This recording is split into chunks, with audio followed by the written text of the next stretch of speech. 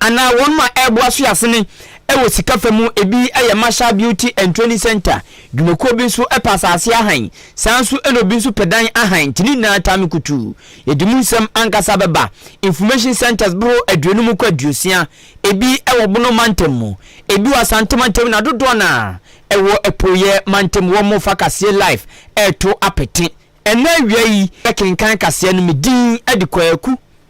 anin kusi buadumene Afia ampofowa afejibre na yendo somuse Ahenkan FM oye popra wo braman ya braman kroi awa santemantem wo bafuo kotai kutin wodin sembi atudwa ya wo kirem se e won so wa santemam de nanso no e wono de wa hunu se owura bi betena so se mampani wo gba adwuma papa eni oyi akwa bebre eni ensamso bebre na atati kunkum kwofo todwe kohye nyina da papa ne baye bebre no a eyi akwa ye nioma sisi adan wodo bebre bo a enti ode de ahwepeteta kramu ahunu wote akunwa nso de wota ahunu nioma pa wa hunu nso se sa owura no betena sibio echeche ni zebro senipa no waka no asem no eye John Dramani Mahama esan se papa na ni swade hunu ya ekura no emu odrupa na bafo sanso cheche ni nsemu bieba no wakasa nyame ya domu a December bosom da toso so wa fempinu ni adwonu na emu abatro no wodo de wahunu ni say John Dramani Mahama JDM ene befa kunwa no atena so no se 2016 ni mo eni awoka bi sanka John Dramani Mahama basa fa bio ena woka enkwofo twabo no papa sai ena ohia oya politics na ko ahia di amanya sanfa ho ben Ghana mamramu kra ya kan di atowo se ma hemfo fa mo hondore dore anfore emenya hwenya amanyosemu eti kawo dia kawo ya asase ya jensa area na kawo manfo ko kasa cho manfo anomaso majeso area na career de uja ko ja to won mo akwakwaka eyezu eyeza sedie benti ohe oso kwofo twabo no pa na nyame anim nukurani na kwofo hyeda antenase enya manyosem woye waso wonye na dwoso obaba ya manyosem na mom wahunu se John Dramani Mahama ye nipa bi odanso ewa manyosem ho tichu ene abato nsenkayem waso obetra so nya akwanya se mampani no waye nioma bebre ya wono nanano ehunu se Ghana for toane so anka ebeboa pa emaman no akwanani mo se the first time wo ye nioma bebre wo sisi suku adan ene overhead akese hwese Dubai ena da ho no mutafa ya kasi edi swafru sane kwaba ya chese traffic achechi wampatan wo nyina da ejejai enti wo se papa ne de na ni swade hunu no eso wo be ya adwuma bebre ya na ko hwe nim se ka Ghana fo betoa ne so na nei wo mo de na nado dan kwa kufu ado abanfie wo twena wo ofiri so de a wo friso akwade anani ono de ehunu ne se enka eye ani di samanyoko na saso betra so biom toto ne o manka bebo ha enu nti na waka se oni de asante bantemu a wote no wahunu ne o ma bebre hu nsachira ya wahunu sunsu ye da MPP ni NDC mu ho enu nti waka de acha ne manfo se wo mo nhwe 2024 abatro de o muntu ni boom emfa enya fa kunti no emu akwa babesi enne kan ne ya na meka se ye mpaye etare His Excellency John Dramani Mahama echigeni na mibe na dum na wasan ababesana konya menkanfa if you say ye nimne otumi ye obeche mu kakra bi no osesa Ashanti region aya hospital schools roads wo ye bi ekwani mu papa sabi enkawo ya bipa ye ba ese etwaso so ese enema so dan konyi sa etini ayesre eni se ochie dia mponyankopon obeboa na sabe mai wasan ababeso oman no mu na odi afani mu papa wotiri kan wono ana yo he popura wa braman ye no wo asantumantem wo bafo kotai kutina John Dramani Mahama ne nto abo no okopie bu ho na sansem we nyina da odi tudwa owura John Dramani Mahama kro ya na communication member ma NPP amanyokunu Daniel Taiko o chese enipa bi okuduro de kanima pani John Dramani Mahama ba Ghana be yeyi dumso ngwa edie wama na de kan na bi o de nam sha fridge mo nkombra na sai ubie company onkombra na fridge na sai o di se bi to na de ne ko ayam kra bia se yen kra na o na e basa dum so eno nko ano e chen boni obi aba ba di ni makoma ko be yedu ento owura Daniel Taiko Chese owura John Dramani Mahama de eni kwa mposa Ghana for so dayempo so on samra emedi tumi na omema mpani meye oman konkron Ghana ye kandini o se ni kwa dasa Ghana for edwen sa adwen no na odemfantu bi toto owura John Dramani Mahama se yama Ghana mampani dada John Dramani Mahama tumi a ebe ti sa de ma kwada ketekete sikamoa se oveni agwa na ode ahye ne nsa so ma kwada ketekete sikamoa ade bi otumi de yensamo ni bi otumi didi ono onkro otumi de wo enti owura John Dramani Mahama osisa pepe na akwakoye ye de tumi ni mana ebe ti sa de yede sikamoa ahya kwada ketekete ensa enjone joka kosia ne saketu sinya dudu owura John Dramani Mahama de bibia ni on ma kire ana bibia ni on ma ni kwa sehye Ghana phone crying ana bibia ni on ma akono ewo ankonkron Ghana mu ewu hia kra ntino o kama Ghana phone na to say mo obia na so da eda so o mani tumi asa babim giving the knife to akwada obe 3 years e dangerous I said odi tumi ma joma baba no opran enti ese nya yem hihie ukoduma hodo ne ma mu kokosro na bi so mo say mami enti joma ma e president na wo kuma dan joma ma de se empe na so nyimo mo e de na se wo mpe joma hama e so mbeki so se wo mpe no e take higher ground wo kuma essence a buna wo bo because authority na na se MPP ni wo ma de wo na ehu na ese e koso e kayem Ahenkan FM eno na o se e koso e kayem ho onipo kasa ye Daniel Taiko oye communication team member Emma New Patriotic Party NPP amanyoko no Jenkwa ya ni wa pram to brakan kasi ya boni mna wo kira wa 0533 898 915 na NPP amanyoko ni mu ono enano memenda wonum edeto abayi akansifo a wombekwa akwagira mu obrahye bedwam ama wonum amanyoku no na eni anyasam keto akora ne kofo suin papa kofo so sere na okwapiamu awa achiase constituency no wapwe mantem ha womobrahye bedwani ayo nimonyamfo kofi ahenkura maafo eni asada no wanya nipa mako nan ya wo mun no edepem so ne akwatu kwaje gengran eni owura Emmanuel Brako kura no wagiram bi ona nada tu Samuel Achredonko Benedict Adombi ama ena ne kura mu wodoto so number 5 George Niako aka Bog Money na wo mnyina da ene eye onbonyafo kofi ahenkura maafo yekuo na ne yekuo na ne 2:00 ne boy bengbeng eni obeti center ho apra the event center ho mkoto aba no eni electoral commission fo ka 1 2 3 4 5 6 7 keka na ba ku jira na ba ko tewo asam no yem hihia aba nipa wojira ho idiotim se pressure won so Bog Money owura jodni akura na ejina ho wan transda na tade da hye so ya top and down fita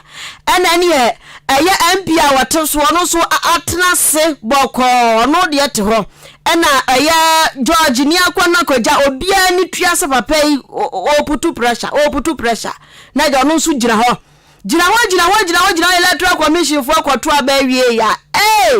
adia na dani o adia no adane chese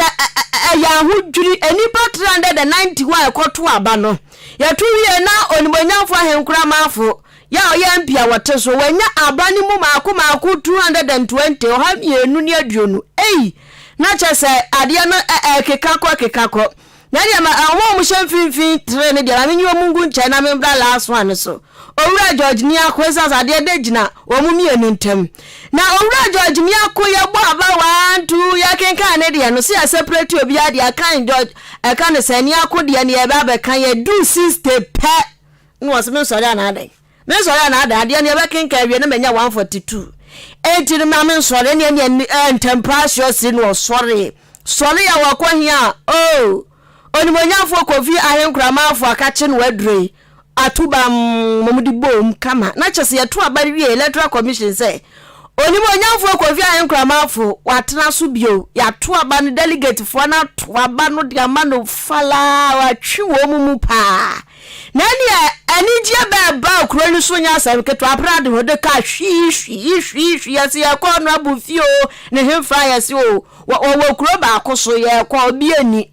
na ne nkofo ni fie wa bi ani nkofo dwi twi trada sa enipa guo de na eho na Ahenkan kase eboto che owura wadi nkunim onimonyamfo Kofi Ahenkra mafu bisate papa na de ya esi anya wanwa no se ha enya wanwa sai sanse mebotaye ne se meboa ma enkura sha chance constituency mu ono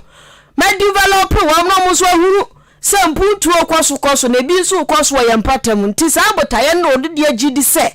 delegate for the executives for asha so ato aba ne bum ede amano wodi aseda kese kwama delegate for se wono machine animonyam na se animonyam we so no wose ondi ohu ni se wose fatese se waye adwuba pa wasanso ede ne nsemi ekeka ho anu ochem se ne buta kese ne se enkuro nkete boga kete pia mu ono wo muso behu se mputu okwaso pom na sa abotaye ne so nya de so befiri ho na afiri ho kira wo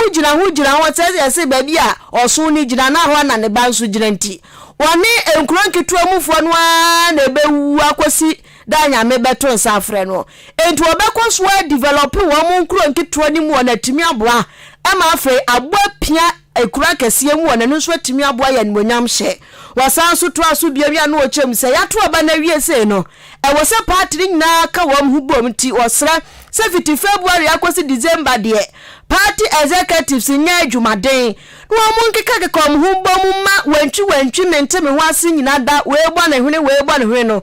every MPP amanyokuo ni mo se ne be ya 2024 bota kakraka do mani so ne so mbebreki 8 na bu watwi ni mu se egye na ya Dr. Alhaji Mahamdu Baumia atne kunwa no so ani nti no wasra papa se wo munya adwumaden obi atia na so bia fa cha no no so ni otia ne na so bia wo no so aka hire ne ho se wode ache ode bone cha na fa hwe nche ni pampo enipa yo me ya beje dia wasase so nti omofo mo bone ncheche chom ho no mu kambom se ne be ya Dr. Alhaji Mahamdu Baumia be wini abatoɔ no na achiaso constituency so ono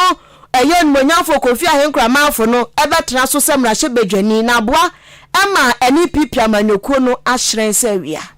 na de hu no se omo ahyemenu ba mfemi nse adwuma amaye no aso mo na de toso biuso Kofi awia seta na hono so de mpuntu na nkofo no hia because eno na ohia wo ofisa no no mu nibi ntimi pese ibia ntamachi tu ampuntu ni so enwane message a de mamu forces February 2 December ntino de ministry ni se mpanifo wo mo party won mo ka bi ewo constituency ni nyina yankamo na obi a yetia ne naso bia no don so ne nan mu no kakra otia me naso bia no so mempem nkasem de ache ne yanka ye humbo se ekuba ne yanko ye nim na 2024 meaning kunim na mi raba o me haso ni me pa wotini kai ayamra shebedwani a woginam de madesia wonom ewo achiase abato peso aso nimonyamfo Kofi Ahenkra mafo yeda so ewo MPP abato mu nsensem naano memene da na nya sanketo akwa epinzo te se mpihu aye de ama obi a se blanim na condemn to grab na water bie wi abonso aguso na na memede bi bonso ebi nso ebo awia pa bu on no awia so pa so onje se awia abo awoden pa so onje se awoden no na wa ba ha ti memene da omafo ebinim tri yomode ebinim nso etumi ye wo mo hye papa na okonkra mpuni mantam nso a sapapapapapapapapa na nya asam ketwa na nkra mpuni mantam bia ba ko a de Ablekuma West abeto ambeso aso achim dade hye people ana nyame adwo akọ piengran ya wakọ ye MP e sa mansi ni mu ana beto ampeso yi so maame Esla Owusu Ekufu oba Ghana nso a ono na yeso afọ hwenkutanodie eso Minister of Communications and Digitalization ono ena epanyina odano na Ablekuma West watena akonya no so ento yeso osa premium ampanso memenda ene wom disiani na ono nipa bakope ene ne be pray owura ni Kosi Nicole ono na ne be pray akonya no na so abato ne ba na wie ya na abato komisan bobo 1 2 3 4 5 6 7 8 9 10 na maame Esla Owusu Ekufu onya abato no makomako aha wotwe ene dumienu 812 ekojina amuchichemu ediosonson echiripo eduonumienu 77.22% ena maame Esla Owusu Ekufu enyan afinipo ni nkojina owura ni Kosi ono nso enya abato no makomako ahanu aduanan baako 241 enusu kojina amuchichemu eduonumienu echiripo nson ene wotwe 22.78%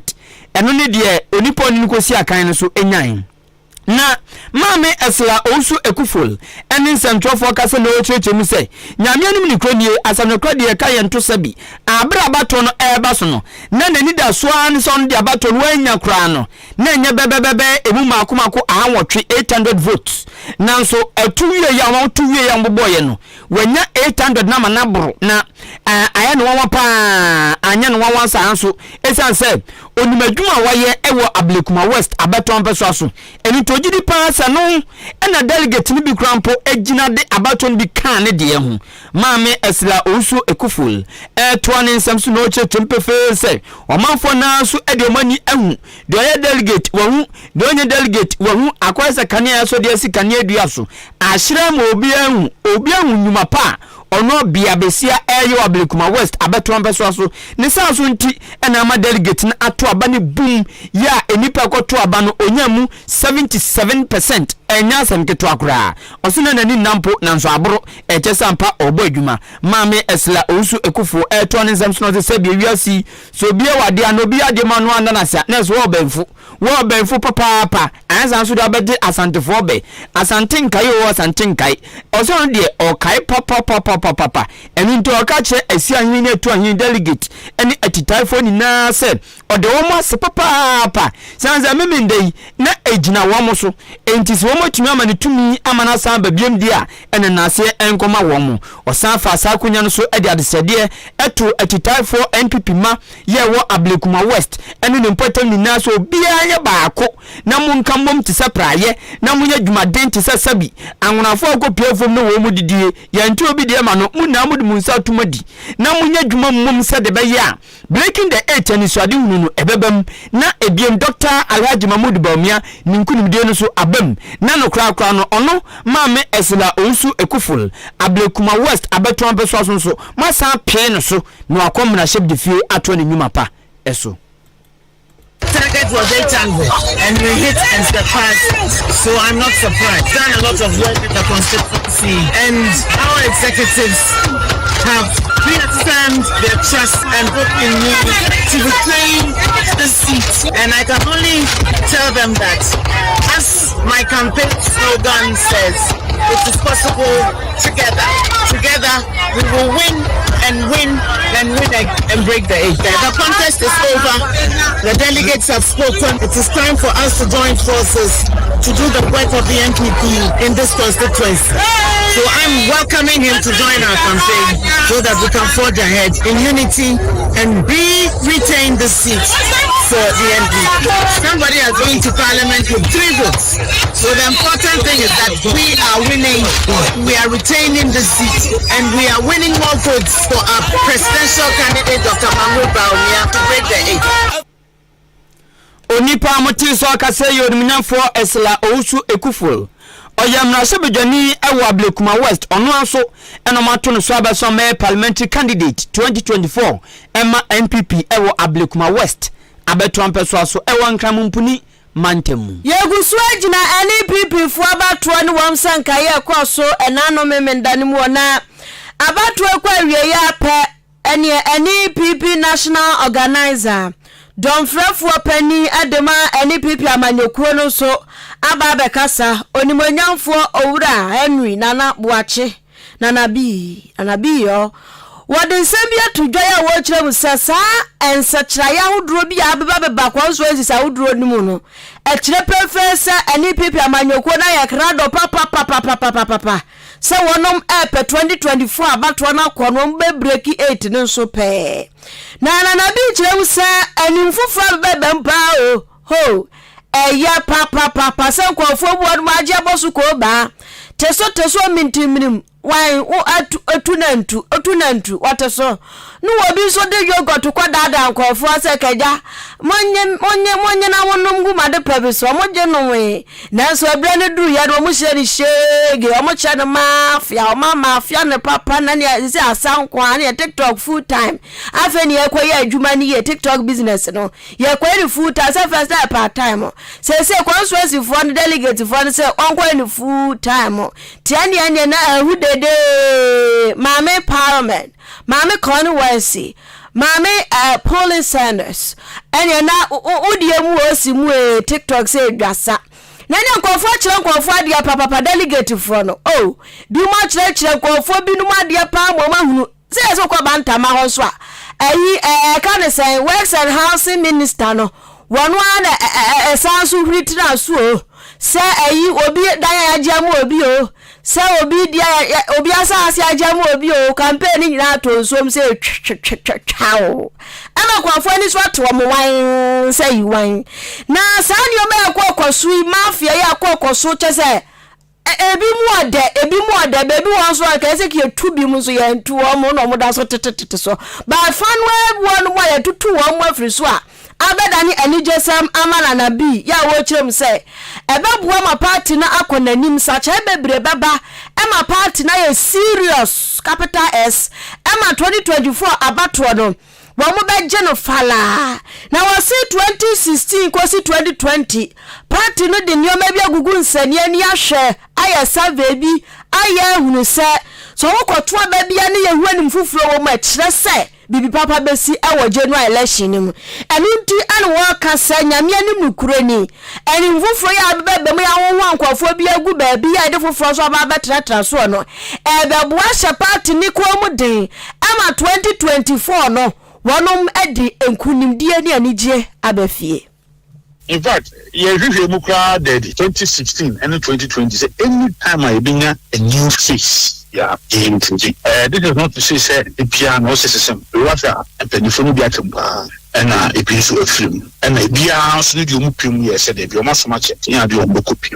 New phase no more bar. Ayana, you vote in the bar. So in a very crucial elections like 2024, meaning a new phase, new energy. Omodibabe ya to Medina Ebwa, and I am happy. Say, I'm ranting so Bamu, Pammy Babu, a national youth organizer before, and one of the things and I'm advocating for piracy in Yambabu a war, yes, you met you. So I am very happy, say, Omo, I'm not being so quiet, Omaba is Jumedimo. I think that we are going to see massive appreciation of our boots, and Uba I'm here secure elementary victory, and no do the Mamia a year presidential victory.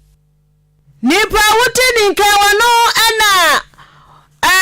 waya national organizer frafra dombo adoma no dema new patriotic party ani pipi amadokuo no owura Henry Nana Boache Nana bi na wo sanso to aso biamu anu wo kire mu se abatro ye kwawie ya 2024 imu January 27 mecheme mendade oh asundwa batro papa na osi ya wo no ebe piemu MPP amanyokuo no mato abato ba na sa parliamentary primaries we dey da from ku asa so chimbo na egboko na chi se kulem dansuma bojo beach dansuma beach wo everybody nyakopa asa so chi na egbo se ya na ekwo na cha bet bro sabi bebe ena esie esika makama mato aba na wie mache se mentome hwase wantwi ntokwa pre bia ankoso entwase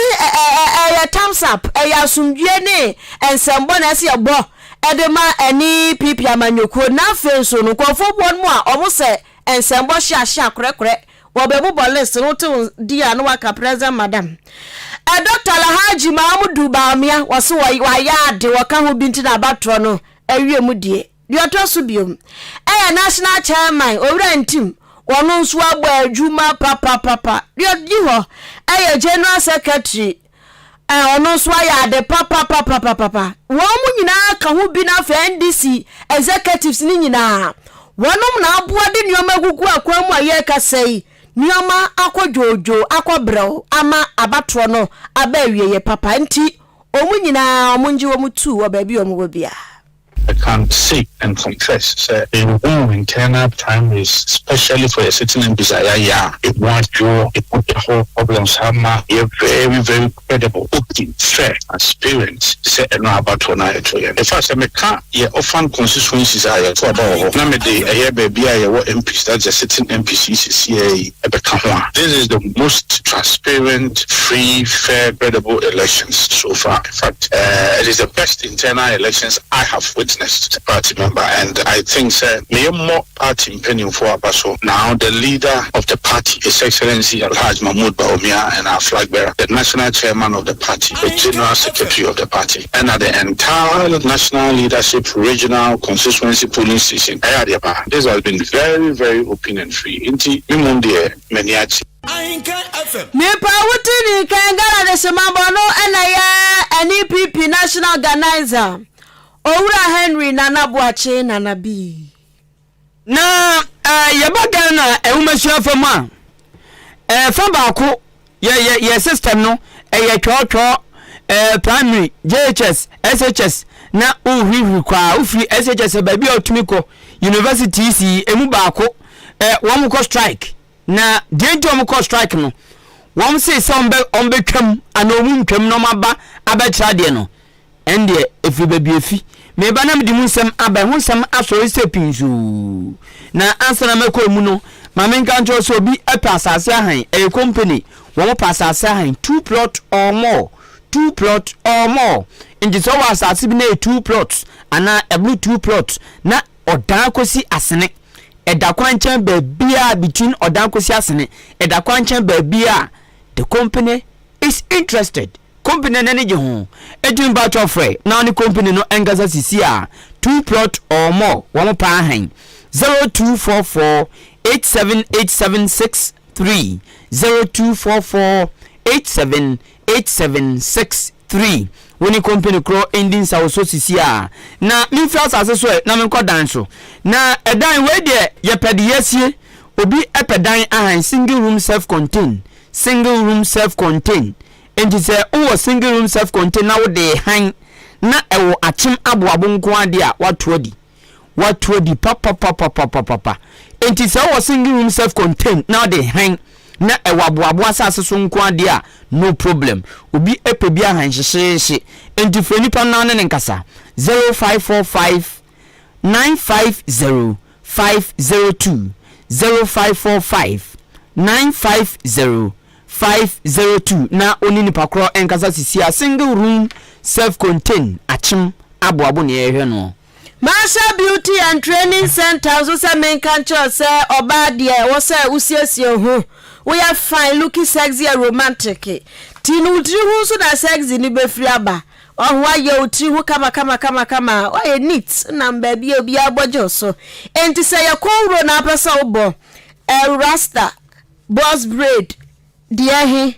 the wig is wigging yan kwafo hihye ye hiri wig madam Asha ben nice closure any frontal ni nyina oba fix ya no fine e dey amount enipa yo menti misaya na wajeje ho so enipa ansahwe kra e wasase so dress bi shebi etire wig ni hihye shebi di abba ya bubo ensu bubo bi na honya fet brighten the corner where you are. Now ba no makeup on so makeup no so Maakye ben fine the amount so they kwa apunto bi asese wa na wo beto bedin se wa na be ye wedding be ye engagement Bookie Maakye Beauty and Training Center no one ben fine farmer pedicure ne manicure so obey ma boreku betwitwa no wakeka so kama ede ama onanti unamro betwi ho no mo pedicure no e ma namrom aye kama nenti aye moto kama entete bed sheet bio afro pese usua so akwa amasha se brade besua ni free brade besua ni free entino de yansa obenya baabi abeda odi utibeto e won patemba ne kosua etirebo pedicure wig ye bibia makeup kosua ni free na unim se o machira kwan no enya yira kwan e wache moda community nursing training school kwan so a e na behunu wo mo frɛ 0208 309 581 0208 309 581 and 0244 171667 0244 171667 afi yantoa awia pram to bre akan kase no so Ahenkan FM. What was papa no for adwenkyere fa 0533898915 0533898915 text message and a WhatsApp you can kind am of finchim Senior Staff Association of Public Universities one more hour strike sami ken one more kwaduma de obekwa adwuma so a school mu na okoye ne keke onko kira de emfanim de nsha koda bi atirim nini na ne se wom se allowance bi won ma wo sa aban de ma wo mo aban na twi nani onfa ma wo mo afi to so biem